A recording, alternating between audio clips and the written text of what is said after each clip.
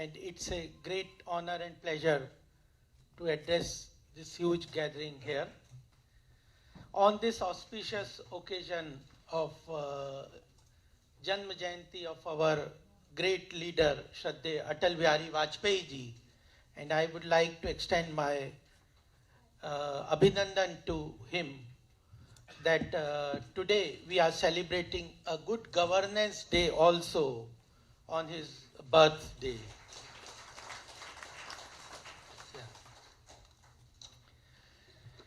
On the dais with me, we heard Selvi Damodar ji and Anna Malai ji, Satish Kumar ji.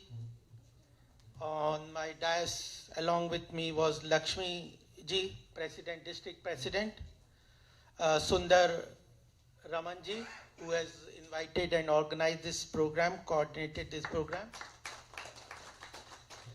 and Ravi Kumar ji. Friends from media and all district office bearers, ladies and gentlemen. It is a proud moment for me, and Tamil culture has always been and attracted me, and not only me, the whole country is attracted and looks towards Tamil culture. The Prime Minister has lot of appreciation whenever he meets and whenever there are our party meetings. He has been for long talking about how rich Tamil culture is. So meeting all the people from here is a great pleasure for me. I have been to many places and I have seen whether it is Malaysia, Europe and even African countries and US also. Tamil people have made great inroads, whether it is economy, whether governance, business, industries, everywhere, intellectual cultures, area, everywhere. Tamil people have made great proud for India. So I revere that also.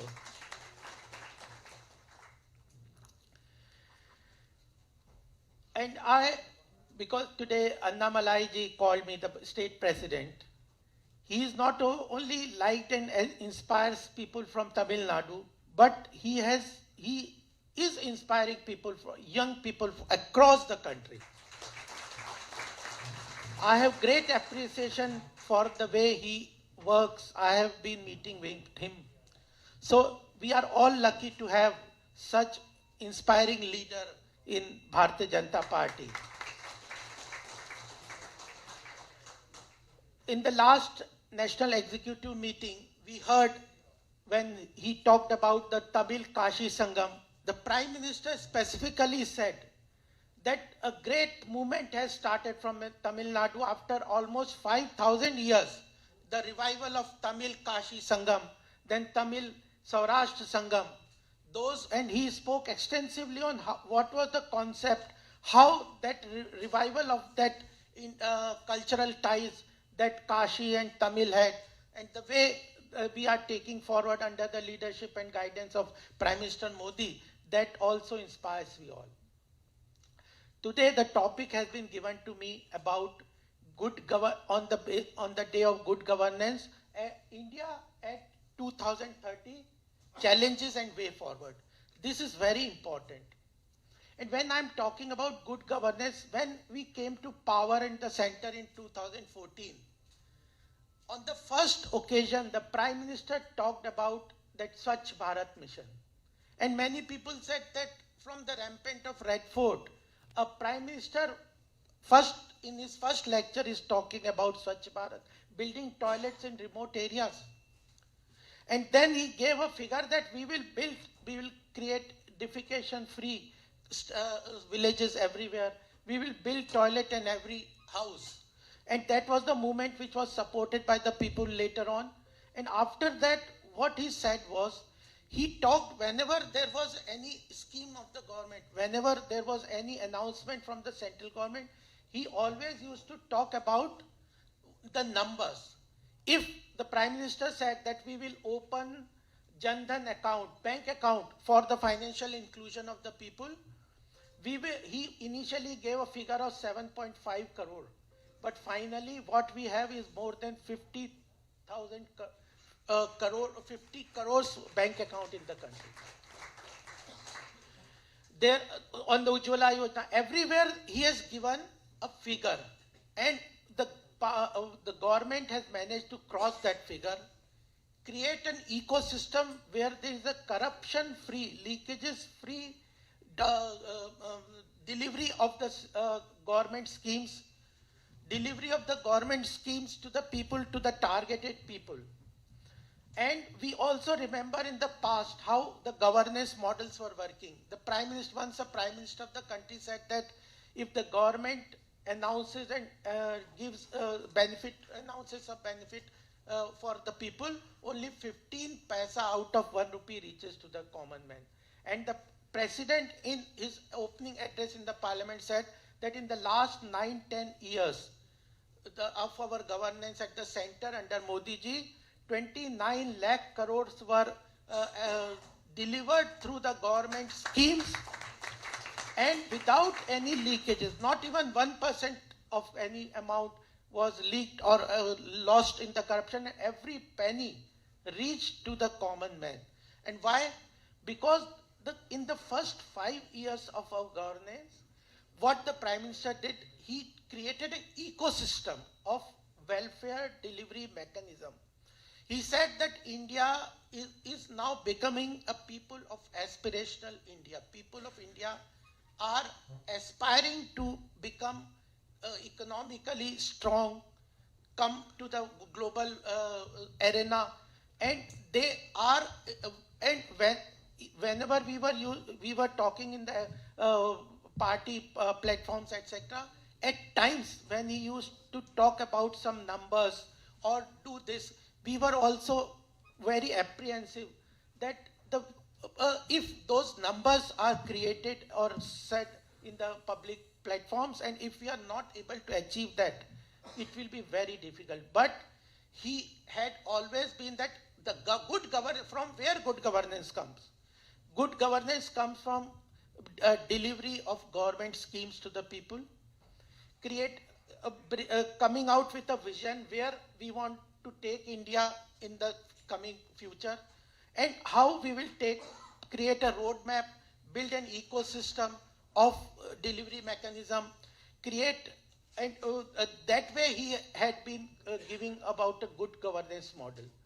So the thing is, through the beginning, always he has been talking about identifying the challenges, identifying the problems, acknowledging those problems, and then finding a technical solution to those problems. When everybody was talking that India is bogged down by corruption, leakages, everything, people do not get the benefit of the government schemes, their benefits are lost in between. So he created a Jan Dhan account ecosystem. Then through direct benefit mechanism of direct benefit transfers, he connected each and every scheme to those bank accounts, and then with a single click of button, the benefit to the targeted person who was the beneficiary of each scheme, the money went to that person, and he, without any leakages. So the thing is, one thing, he acknowledged the problem where I am connected with the financial market, industries, banking, professions. Initially, the first in the RBI government economic survey report, we came out with a report that there is on the financial market, the banks are on the financial ecosystem, banks are bogged down with huge debt, NPS, non-performing assets. And at the same time, due to certain phone banking and other schemes, corporate sector was over-leveraged and they took over loans and they were not able to give service to them, so their balance sheet became over-leveraged. So the first thing he said that we will identify the NPS.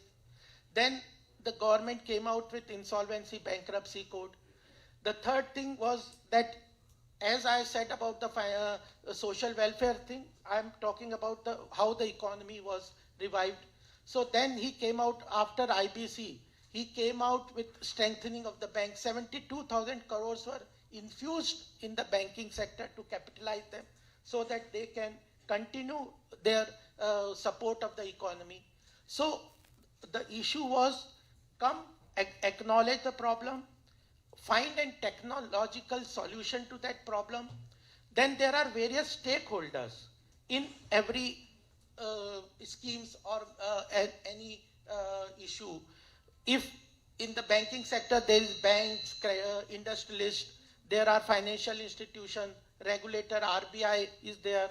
So then finance ministry is there. So he integrated all these stakeholders into that technological solution. Similarly was done in the service delivery mechanism also. Then he opened bank account for every person. In the bank account, he connected all the schemes. Then through digital public infrastructure, he created an ecosystem of digital connectivity, and through later on connected each and every schemes, and then money was transferred. So identified the problem, created a technological solution to the problem, integrated the stakeholders come together to one platform, and then create a matrix of accountability. Performance matrix was important. For every schemes, he announced a number that if I'll achieve, the target was given by this year, by this time, we will achieve this number of welfare schemes, or this was the target, we will sort out the NPA problem, we will strengthen the bank, we will integrate the bank, merge various banks, etc. Everything in the governance was given a target. Every person in the government was given a target so that his performance can be matched and his performance can be analyzed and he is held accountable. So this was the governance model he was applying, and therefore we see the first term in the first 5, we are in the second term of our government, Prime Minister Modi's government. In the first term, there was legacy problems that were bogging down the whole country. And then at that point of time, he created ecosystems into various fields. Even the laws, many of the laws were changed. Many of the new amendments were brought. Many of the different areas were created. So in the first 5-year term, he created an ecosystem where good governance could be implemented in the country. Aspirations of the people can be incorporated into the schemes, and a delivery mechanism, transparent, leakages proof, corruption free leakages system governance model can be implemented. Same thing when you are announcing different schemes. If your government is announcing so many schemes, welfare schemes, etc., lot of resources are needed. The leakages in the delivery was one issue, but even the tax collection systems, there was a big leakage. So the government came out with new initiative like GST, indirect tax. Whole system of indirect tax was new GST infrastructure ecosystem was created, where there is a complete audit trail, where there is you can completely online mechanism, assessment, refund, then all their refund, etc., can be analyzed. Their registration can take place online, and they have to do business in a hassle-free manner. Indirect tax, so many, almost 13, 14 taxes were there in the indirect taxes. They were merged into one GST, and complete technology was used. So GST was introduced. There was a good collection of taxes without any leakages. Now, initially, we were all paying indirect taxes to the tune of 25 to 30% of indirect tax. Every person was paying this much rate of indirect taxes. Last year, RBI came out with a report that under the GST system, indirect tax rate has been reduced to 11.6%, average indirect tax. And at the same time, tax collection has crossed 1,60,000 crores a month. So government has been able to generate resources, and reduce the taxes. Same thing is done with the corporate tax. We have reduced the corporate tax to a great extent. At one point of time, the average corporate tax was about 30%. Now it is 25%. And for startup ecosystem, for cooperative sectors, it is only 15%. Comparative to the global taxing system in Singapore, etc., when we are attracting so much of FDI, we need taxation structure system which is globally competitive. So still, direct tax collection has also increased by 26%. So government is creating ecosystem for good governance, creating resources without increasing taxes, without increasing direct and indirect taxes, even reducing them, controlling leakages from the taxation system, creating resources for the welfare scheme. And then what is our objective? Antyodaya, the benefit to the last person. Our ideology of Bharatiya Janata Party is benefit to the last person. That comes through good governance, good delivery mechanism. That requires resources. That is being done. So I wanted to give some background on this. I would also like to say, now Prime Minister has set up a goal for Viksit Bharat. Definitely that Viksit Bharat Sankalp Yatra might have come here, but it is going around every district with the governance. It has come. So Prime Minister has said that by 2047, we want India not to be a developing country alone. We want India to be a developed country. He has set such a target for all of us. And what he says, it is not the Prime Minister or the government alone will do. He is saying that Samuhik Sankalp, collective willpower through this 25 years of Atmanirbhar Bharat, after from 22, we have completed 75 years of independence. This golden period of 25 years from 22 to 47, this is an Amrit Kal. And in this Amrit Kal, through collective willpower, through collective strength, through collective effort, we will create a India which can not only create a good economy for the country, but provide leadership at the global level. That is the target that he has set. And what I would also like, that we are very clear, Bharatiya Janata Party, as ideologically, we are right to center party. We believe business community and industry is part of nation building. And we also know that if India has to lead the world, India has to be economically powerful country. Before we attain the global leadership status, we have to be economically powerful. India has a very long history, and Tamil culture, you must all know, you all know that we have a very long history of culture, tradition, Sanskriti, everything, thousands and thousands of years.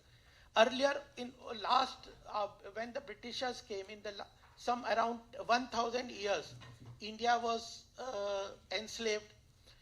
Before that, when we were enslaved, India was controlling almost 26% of the global trade, contributing 26% to the global GDP. And at that point of time, we were economically very prosperous. Not only economically, due to that economic prosperity, every section of the sector of the country, whether it is art, culture, music, festival, handicraft, architecture, in all areas, India was global leadership because it was an economically powerful country and the world respected. And then in 1,000 years, we were enslaved due to various reasons. We will not go into that historical aspect, but I'll say in that 1,000 years, when the Britishers left us in 1947, our contribution to the world GDP was below 2%, around 2%. And at that time, there was poverty, uneducation, famine, all these things came. So Prime Minister knows that if India has to be a global leader, it has to be an economic power. If India has to achieve economic power, it has to respect business, industries, and every community. It has to work for the Antyodaya. It is not that the size of the cake also matters. If the governance model only talks about or thinks about distributive model, then there will be no resources for the government to go for welfare scheme. So you have to create wealth, then go for distributive model. Think of the persons who are left out of the economic progress, do something for them, create a governance model for their benefit. So it's a 360 degrees that he has been working on. He has set up a target. These are very important things that I wanted to talk about. And then on the second, something I would also would like to say on the second term. We are in the second term. First term, we were tackling the legacy issues. After 60 years of different government, though we had also for some part time, we will also see there was a period of Atalji's government for some time. But most of the time, UPA government was there. And in that period, there were so many legacy problems that had evolved and bogged down our country. At the global level also, India's esteem or India's image was not very good. Even we were being looked down about at the international level only. So the first term, ecosystem, the legacy issue, the governance model started with doing something for the tackling and settling the legacy issue, creating ecosystem for future growth, creating a system of governance which can give benefit or deliver benefit to everybody, and look after the economic growth and industry and business communities also. All those things were the target and focus in the first term. Then in the second term, the government came out with many reforms because economic reforms were very important. As I said, and some of the ecosystem that was created in the first term, the benefit of that started coming in our second term, whether it is the creation of the infrastructure, the amount of infrastructure that the government has created, the amount of roads, railways, airports, bridges, waterways. These are very important because he has been focusing on ease of doing business, ease of living. If you do not create infrastructure, neither industry can progress, there can be no ease of doing business or no ease of living. So the government spent huge amount, almost 11 to 12 lakh crores a year to create good infrastructure. That we see everywhere, how the roads have improved. So the infrastructure, reforms on banking sector, reforms on taxation sector, then what I said about the digital delivery mechanism and this digital public infrastructure that through banking system, the social welfare schemes are getting the right benefit to the last person. This is being appreciated across the world. And now, even in this G20 meeting, this one factor was appreciated a lot by the global community, that India offered this digital public infrastructure ecosystem of direct benefit transfer, the digital payment, digital transaction, creating audit trail and connecting schemes to the welfare schemes to the direct targeted beneficiaries.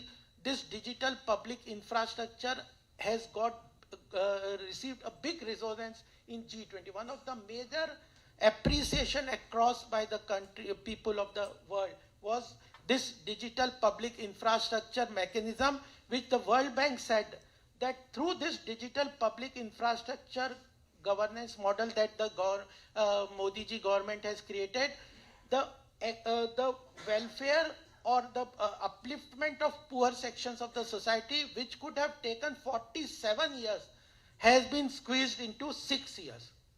That is the achievement. These are very important factors that we should understand. Why? Suddenly we see there is a change in the perception about India. I go to many countries. I see earlier big difference in the world people looking how India is at present. You must all be having that experience. This is because there are many factors on the ground that have created a big positive impact for the country. These are very important. And even this, the way COVID was handled, you all know the way COVID was handled. The vaccination, the 230 crore people were vaccinated free of cost within a short span of time. And in a single day, vaccinations were being given to people, more number of people than some of the population of the countries. And not only domestically vaccinations were given free of cost, but even India through vaccine Maitri gave vaccination to international countries, even African countries. And that has helped into creating a good visual for the government. So economic progress is very important, that the Prime Minister also understand.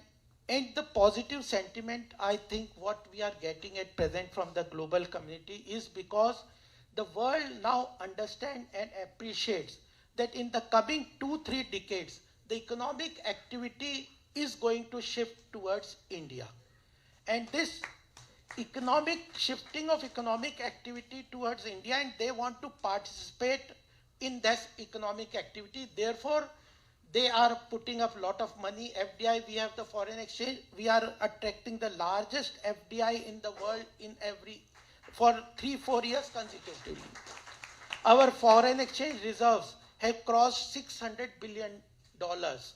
That's a huge amount. We are the fastest growing economy in the world. Our GDP is growing at more than 7%.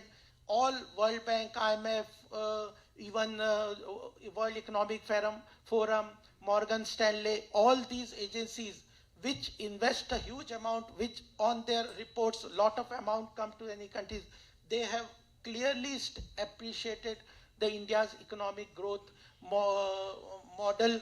They have appreciated our RBI policy of post-COVID recovery, whether it is production-linked incentive schemes, where huge amount of money is being given to industries, where almost 14 sectors in the industries where growth can come in the country, they have been supported through the production-linked incentive schemes. Sectors like space technology, sectors like manufacturing of chips, where India had no presence. Now India is giving a global leadership. We have the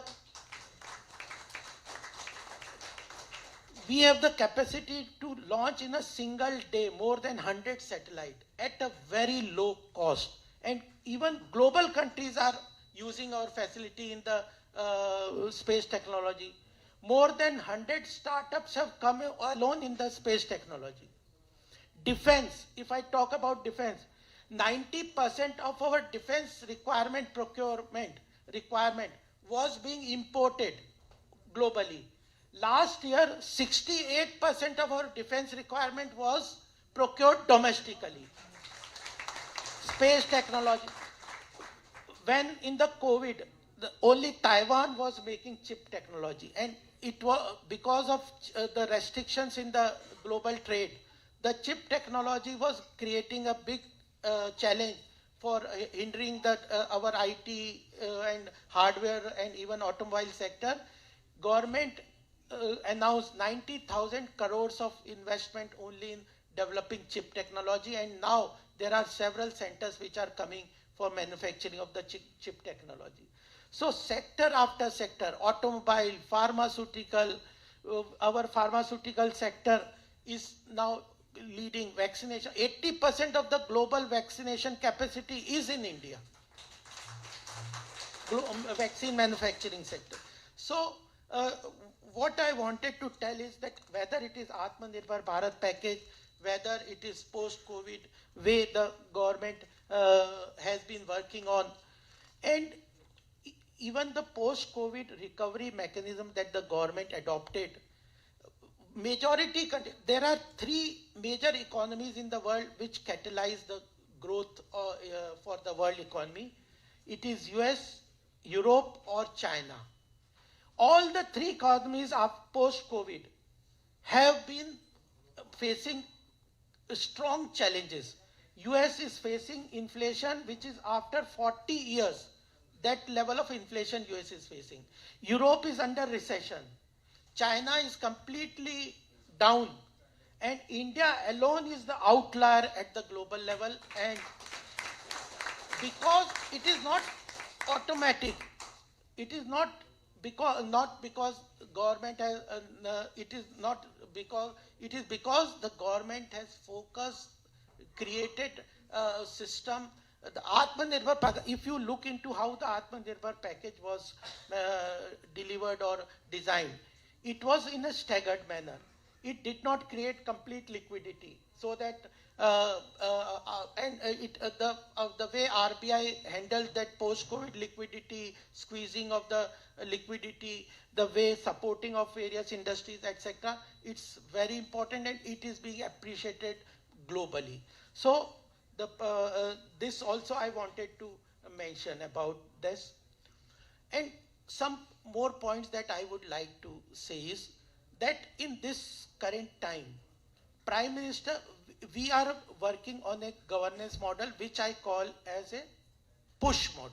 What happened was that always many people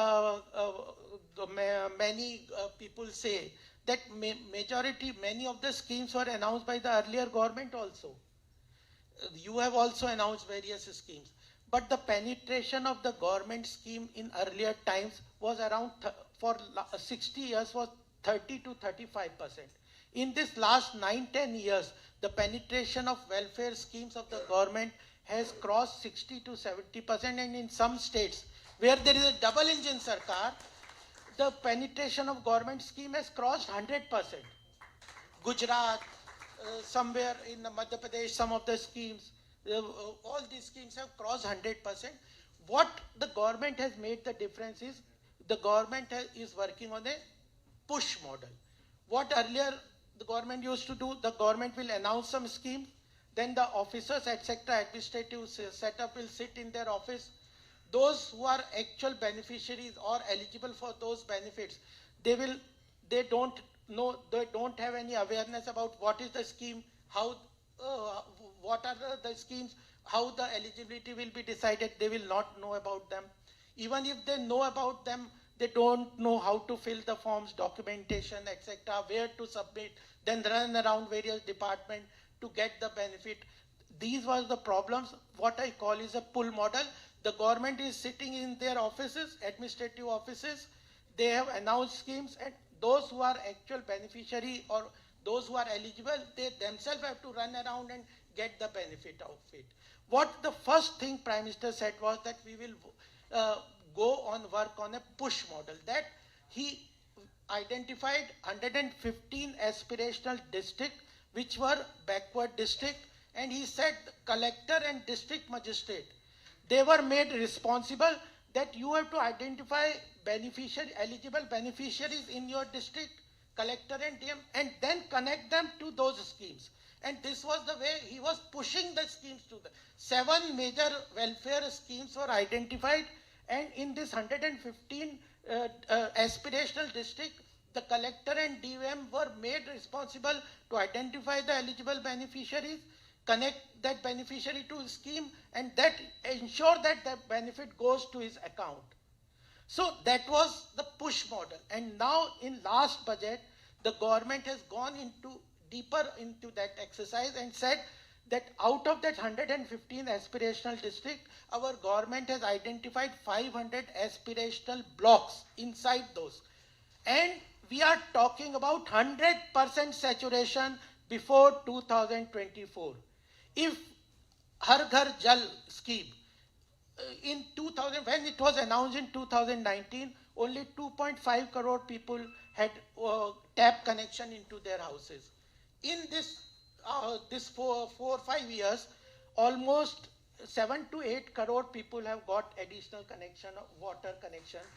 And by 2025, the government has said that 100%, 19 crore houses will have tap water connection into their houses. So that is the scale, and that is the model through which good governance is coming. So I wanted to say these things. And the last, 2024 is a very important year. I have been to Kerala, I have been to Madhya Pradesh, I have been to Uttar Pradesh, I have been to other state elections, etc.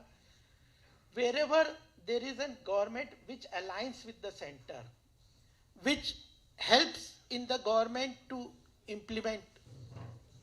Come. Welcome, Mr. Surya. State General Secretary.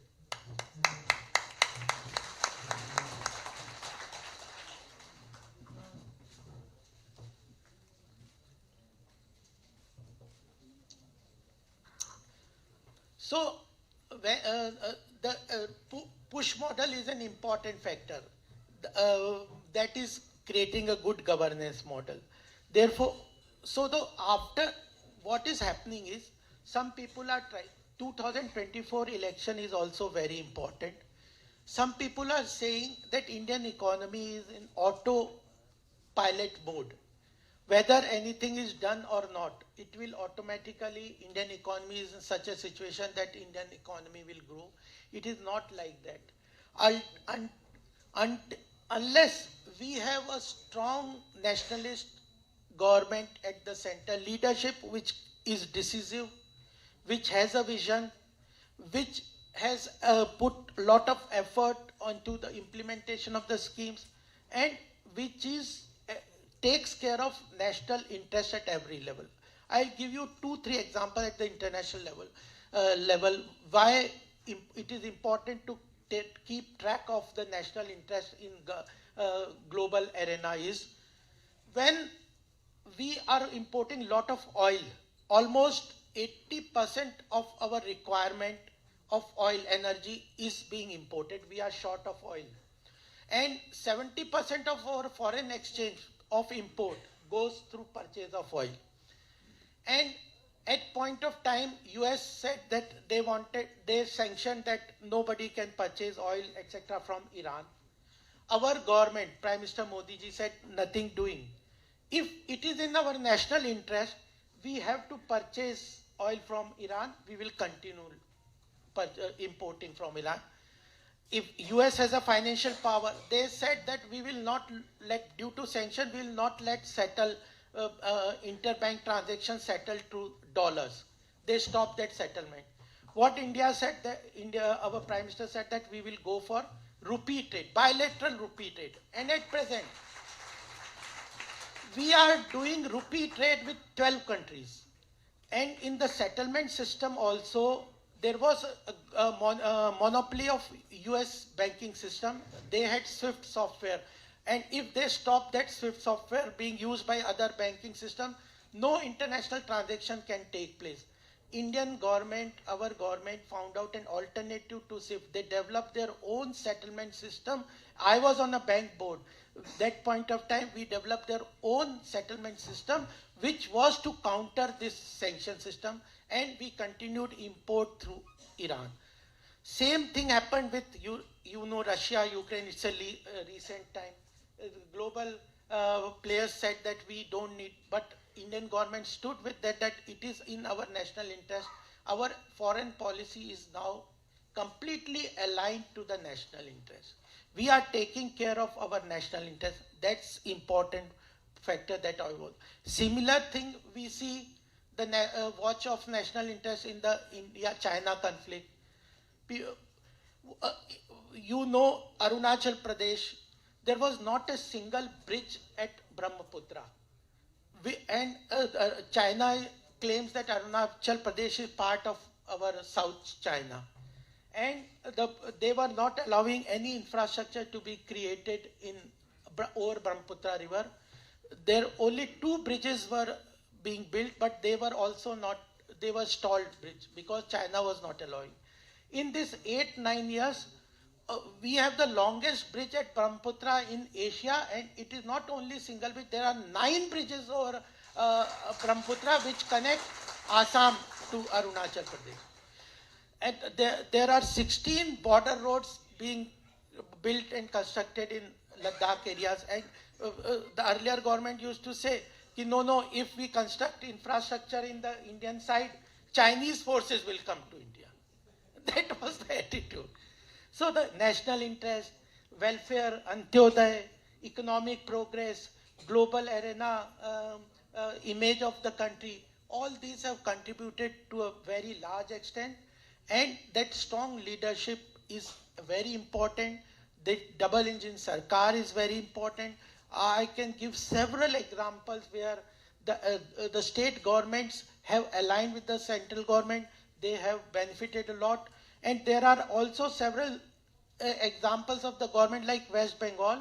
They are not even providing data for farmers. The central government want to, through Pradhan Mantri Kisan Samman Nidhi, transfer 6,000 every year to the farmers.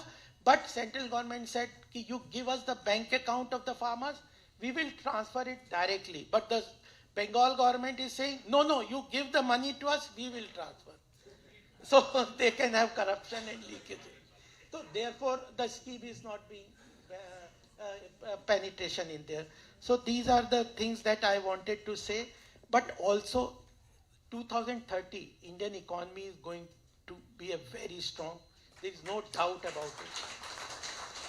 And as I said, the future, we have identified several future areas where what happens is, if you have to grow in the economic field, you have to identify areas where you have strong potential. At one point of time, our IT industries and hardware industry was, because we had a good capacity in that area. So they were flourishing and they were leading good economic growth for us.